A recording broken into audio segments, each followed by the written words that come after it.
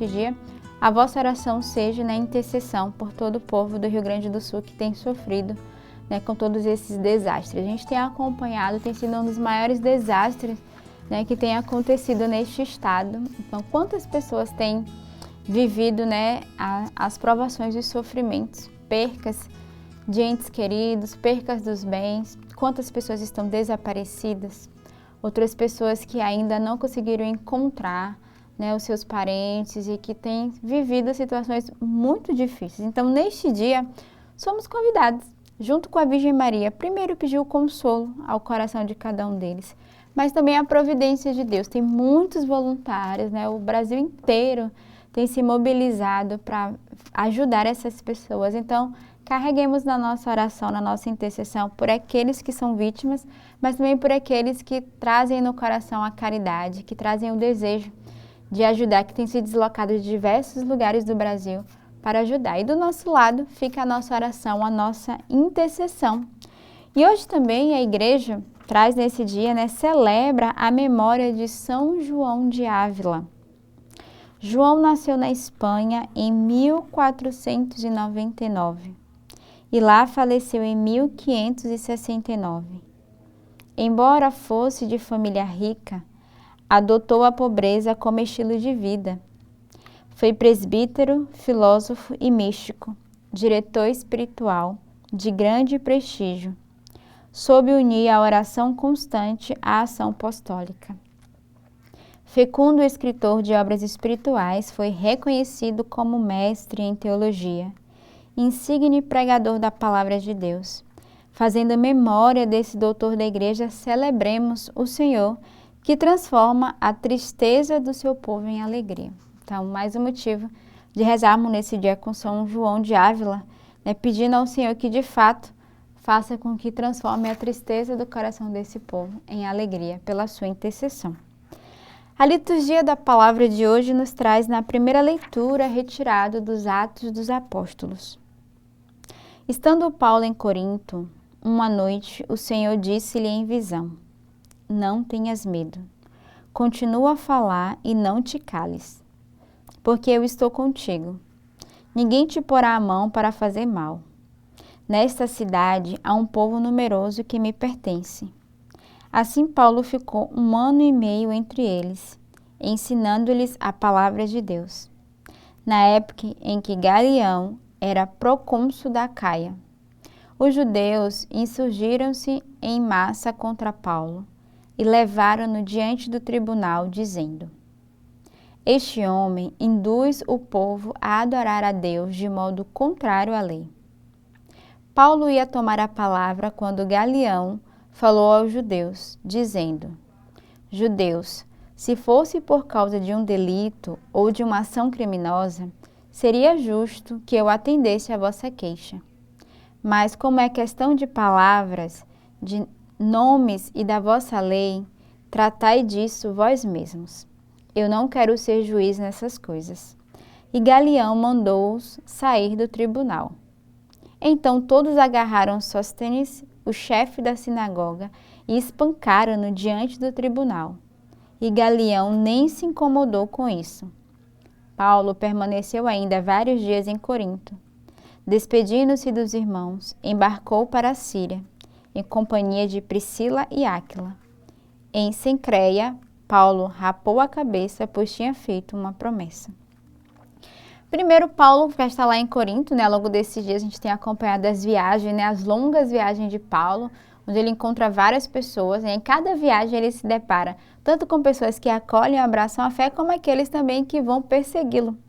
Mas o interessante é que Paulo, em uma dessas noites, o Senhor vai aparecer a ele em visão e vai dizer a ele: não tenhas medo, continua a falar e não te cales, porque eu estou contigo. Então o Senhor dá uma ordem a Paulo. Ele vai dizer: continua anunciando o evangelho, não tenhas medo, mesmo se tu serás perseguido.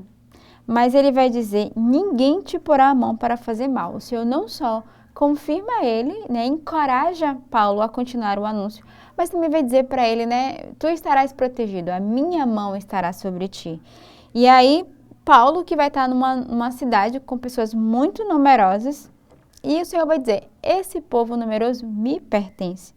E assim Paulo vai ficar lá no meio deles durante 1 ano e meio, anunciando e pregando o evangelho a todas as pessoas. Porém, havia lá naquela época, né, um juiz do tribunal, Galião, que era procônsul. E justamente Paulo vai ser levado diante dele ao tribunal, por causa das suas palavras. Porém, ele vai dizer, ele faz um pouco como Pilatos, né? Eu não sou juiz para julgar essa situação. Ali se tratava de leis, de palavras, então ele vai lavar as mãos. E a gente vai ver ali todo um conflito que vai ter, né? Vão bater, vão espancar ali no tribunal, vai acontecer toda uma situação muito delicada. E Galião vai justamente lavar as mãos, né? Não vai se incomodar com a situação. Mas Paulo, ele continua a sua missão, mesmo tendo toda aquela situação. Não foi Paulo dessa vez que foi espancado, mas Paulo vai continuar a sua missão, ele vai seguir em companhia de Priscila e Áquila, né, que a gente viu na leitura passada, onde ele vai encontrar esses amigos, vai morar com eles, vai trabalhar juntos. Então Paulo continua a sua missão e Paulo que vai rapar a cabeça porque ele faz uma promessa. Então a gente vê nessa leitura a ousadia e ao mesmo tempo a obediência de Paulo em escutar a voz do Senhor, em continuar anunciando a palavra sem temer. O salmo de hoje é o Salmo 46. O Senhor é o grande rei de toda a terra.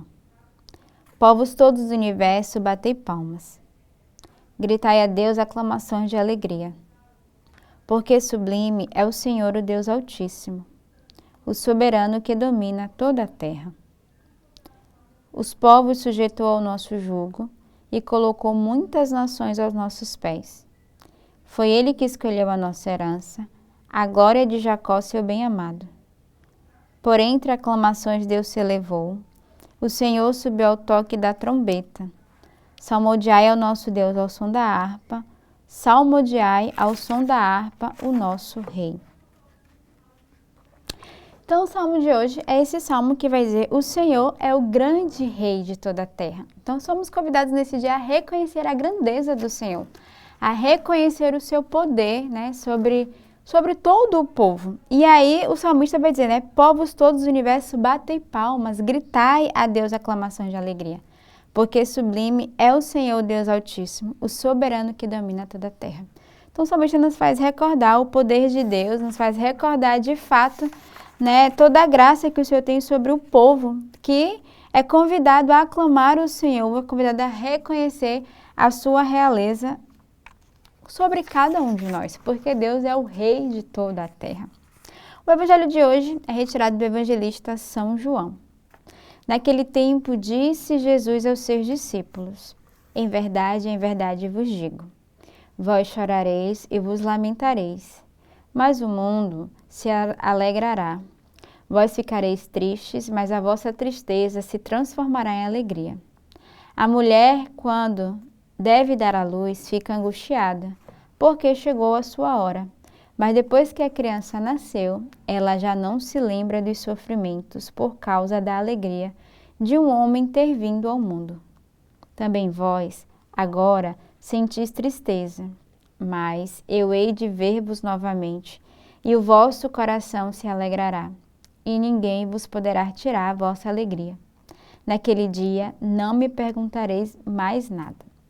Então, o evangelho de hoje continua ontem e até repete, né, um pouquinho da frase que Jesus vai falar, da tristeza que se transformará em alegria. Depois ele dá o exemplo, o testemunho da mulher que sofre as angústias de parto, mas depois do nascimento a mulher vai viver a alegria e já nem se lembra da dor que sentiu. Então Jesus vai exortar que mesmo ele sentindo e sofrendo a partida, quando Jesus voltar, ele não se lembrará, né, da perca, da ausência do Senhor. Então que neste dia de fato nos apoiemos nessa palavra, acreditando nessa promessa, sobretudo da vinda do Senhor no meio de nós, como Salvador. E lembrando, irmãos, que estamos iniciando a nossa novena de Pentecostes. Então pensamos a graça ao Senhor de entrarmos nessa grande novena da nossa igreja, pedindo ao Senhor a graça do Espírito Santo sobre todos nós, que Ele nos ilumine, que Ele visite os nossos corações, visite o coração do mundo inteiro que sofre, que padece por diversas situações. Então que nessa sexta-feira, a rezarmos aqui no nosso país, né, com toda essa situação que nós estamos vivendo, mas também as intenções pessoais e particulares que cada um traz no coração nesse dia. Então, peçamos a graça, verdadeiramente, de unirmos o nosso coração e entrarmos numa grande corrente de oração e de intercessão. Tenhamos uma bela sexta-feira neste dia e que Deus os abençoe. Hoje o Senhor quer entrar na tua casa. É o dia de deixar a salvação de Deus entrar na tua vida. Vivemos uma vida em Cristo, movidos pelo Espírito. O Espírito Santo vem ajudar, vem ao socorro de nossa fraqueza. Pois quero ser conduzido para